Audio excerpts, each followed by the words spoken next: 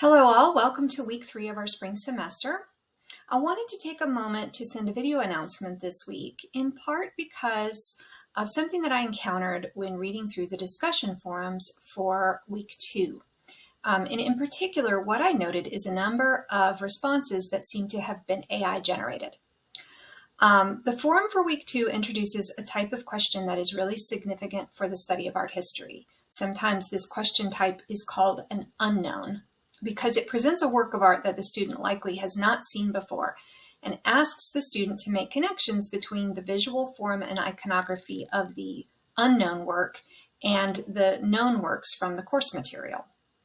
This exercise is important because it asks the student to look closely and carefully at a work of art, to pick up on its visual cues and iconography, and to make connections to other works. So it demonstrates that the student can understand how a work that they have never seen before might relate to a historical context that they have studied. Not only is this an exercise in art historical competence, it also is an exercise in critical thinking, reasoning, and judgment. When I ask a question like this in a discussion forum, I'm not looking for a highly polished academic answer.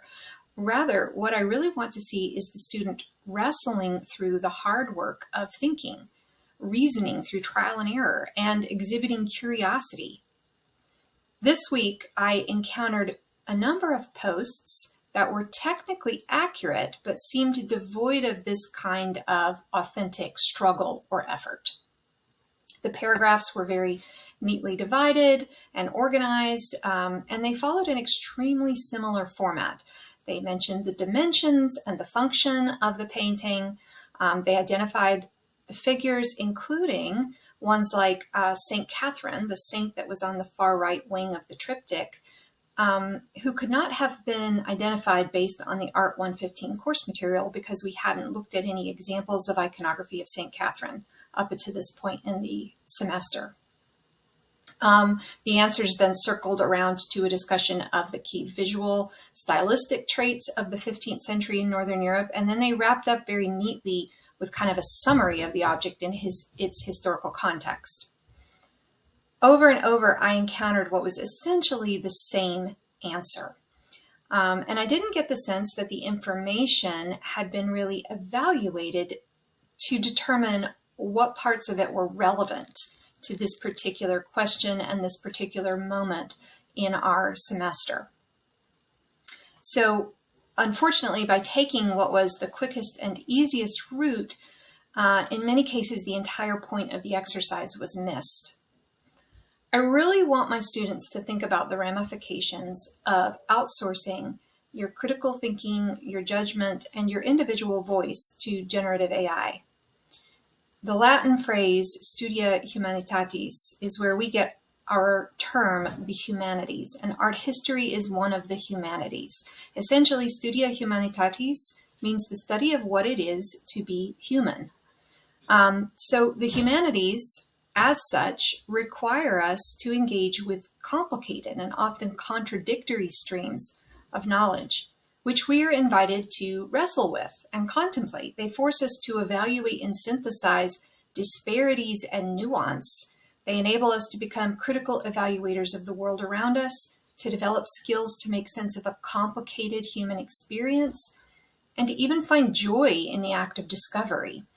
They often leave us with more questions than answers, and that's okay. In other words, the humanities help to develop wisdom rather than to optimize intelligence. And it is wisdom that we desperately need right now in this moment of human history to harness technology like AI for human good rather than for ill. In addition to all of that philosophy, there are cognitive reasons to be cautious about outsourcing our critical thinking to AI. A recent study by MIT from June of last year used EEG technology to assess student cognitive load during essay writing under different conditions. They divided students into groups, one of which had access to generative AI and one that had to use only their brain to write. and the results revealed a very significant disparity in brain connectivity and activity, with the weakest signals exhibited in the group that relied most heavily on AI. To quote from the study, "While LLMs offer immediate convenience, our findings highlight potential cognitive costs. Over 4 months, LLM users consistently underperformed at neural, linguistic, and behavioral levels. These results raise concerns about the long-term educational implications of LLM reliance and underscore the need for deeper inquiry into AI's role in learning." Employers are not going to need employees who can plug in a prompt to ChatGPT, but can't evaluate it critically or discern its weaknesses. So this week, I'm giving everyone a pass. But beginning next week, or in week 3, as we are now, anytime that I find work submitted for a grade, whether it's a discussion forum post, an exam answer, or the paper, that bears the hallmark signs of AI generation, I will automatically give it a 0 score. In which case, if that happens, I always invite students to then reach out to me so that we can have a conversation about the assignment in question. And I will always consider regrading or reevaluating based on that conversation. I can set up times to meet you virtually through MS Teams or in my office on South Campus during my office hours, which, as a reminder, are Mondays from 9:30 a.m. to 11 a.m. and Tuesdays and Thursdays from 9:30 a.m. to 11 a.m. If you're unavailable during one of my scheduled office hours, you can always send me your availability and I'll work around your schedule. To be clear, this is not meant to be punitive in any way. It would save me actually a lot of time to just turn a blind eye and grade away, clearing items off of my to-do list. But I genuinely care about your mental and academic development. And I myself have 2 teenage children who are about to launch into a world that is uncertain and more than a little bit scary. And I want to, in any small way that I can, encourage my students to reclaim your mind, your education, and your shared humanity.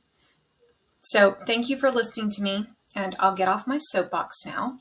A couple of quick reminders. This week we'll be looking at the early Renaissance in Italy.